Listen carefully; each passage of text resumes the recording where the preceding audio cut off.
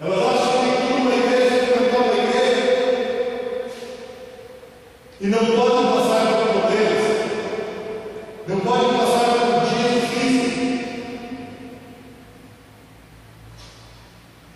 E quando chega um dia difícil, quando chega um dia mal na vida da pessoa, ela então sai da presença de Deus, ela blasfema contra Deus, ela reclama, ela murmura, ela não persevera na presença de Deus. Mas quando a pessoa, independente da dificuldade que ela esteja passando, independente da situação que ela esteja vivendo, no lugar que ela esteja, pode ser na rua, em casa, na igreja, na prisão, ela ainda assim, ela tem no seu coração o desejo, a vontade de orar, de falar com Deus, de louvar Deus, de buscar Deus. É isso que move o amor de Deus. É isso que faz com que Deus olhe para a situação que aquela pessoa está vivendo. E quando Deus olha para a situação que a pessoa está vivendo e vê na vida daquele irmão, daquela irmã,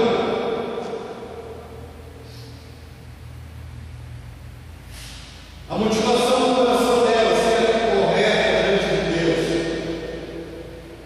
Aí então, Deus faz algo a favor dela. E aí a Bíblia diz que eles estavam ali, orando, cantando louvores a Deus, os companheiros de prisão escutando. E aí então Deus se agradou da atitude daqueles dois homens. E a Bíblia diz assim, então, de repente sobreveio um tamanho terremoto, que sacudiu os alicerces da prisão, e abriu-se todas as portas, e soltaram-se as cadeias de todos. Quando aqueles dois homens chamaram a atenção de Deus, não através da reclamação,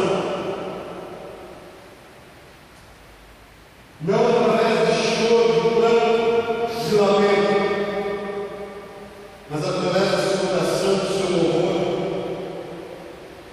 aí sim, de repente sobreveio então um terremoto onde eles estavam.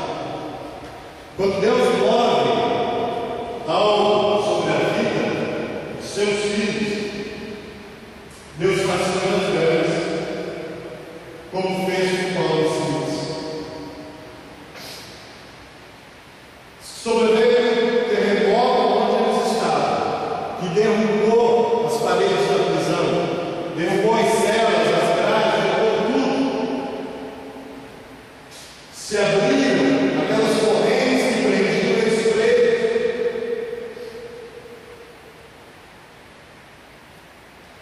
Porque eles fizeram algo que tocou o coração de Deus.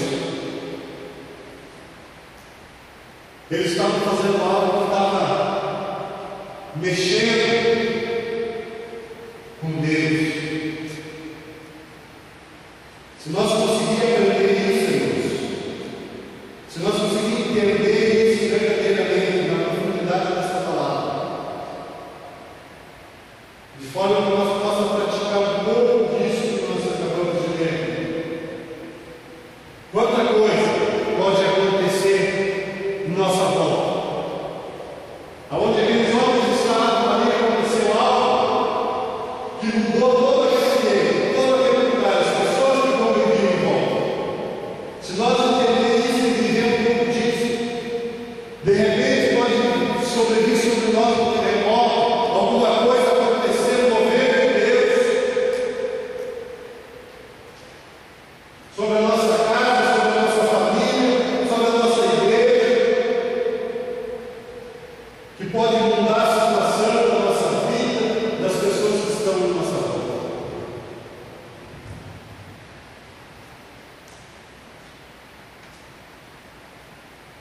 As coisas de Deus, do mover de Deus, do milagre de Deus,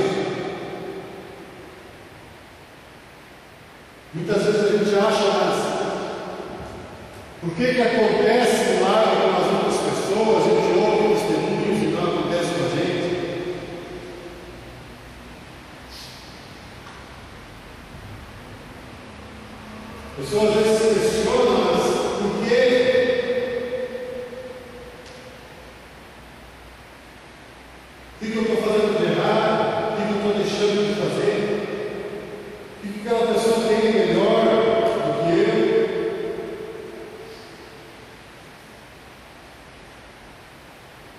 E muitas vezes, irmãos, a resposta é a maneira como nós fizemos algo por Deus. Quando oramos, se a nossa oração é ou não é de coração. Quando louvamos a Deus, quando cantamos para Deus, quando adoramos a Deus, se é muito sincero ou não. Se aquilo que estamos fazendo não é algo mecânico, ensaiado, não é algo que uma religiosidade que a gente está acostumado a fazer.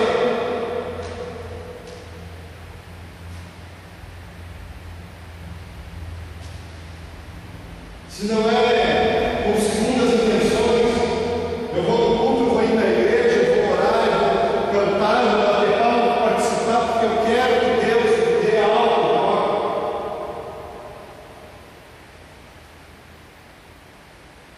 Essa que é a diferença. Deus a gente não engana. E a Bíblia diz que Deus, Ele sonda o nosso coração. A Bíblia fala que a palavra ainda não chegou na nossa boca e Deus já sabe aquilo que nós vamos falar. Nós estamos pensando em falar, a palavra ainda não saiu da nossa boca e Deus já sabe ela por completo. Então não adianta seguir as intenções de Deus. Não adianta tentar enganar Deus.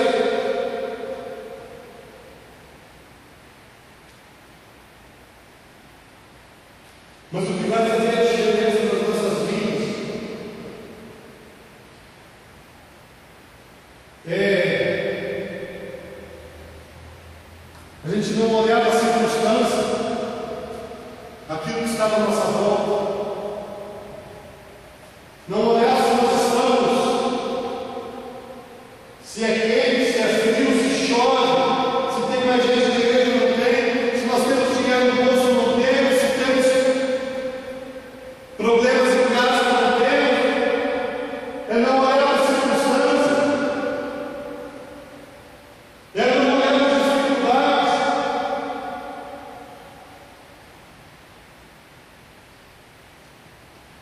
Em qualquer circunstância, se as coisas estão bem, se não estão bem, de qualquer maneira é fazer aquilo que esses dois homens fizeram.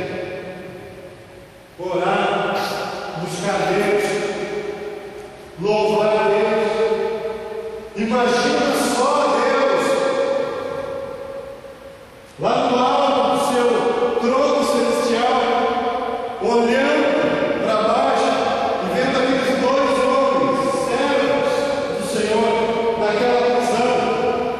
Depois de terem passado o dia todo praticando bem, ajudando pessoas, terem sido injustiçados, terem sido açoitados, estarem indo presos. Em uma prisão que eu imagino que deveria ser ali suja, cheirando mal. Eles ali, diz que era bem no interior da prisão, bem lá no fundo, bem escondido, com os pés amarrados no tronco. E Deus lá olhando e vendo. De repente Deus para para observar o momento como os meus filhos vão se cortar lá nesse lugar, nesse momento de dificuldade. E aí, de repente, Deus é surpreendido com a atitude daqueles dois homens, que não reclamaram, mas começaram a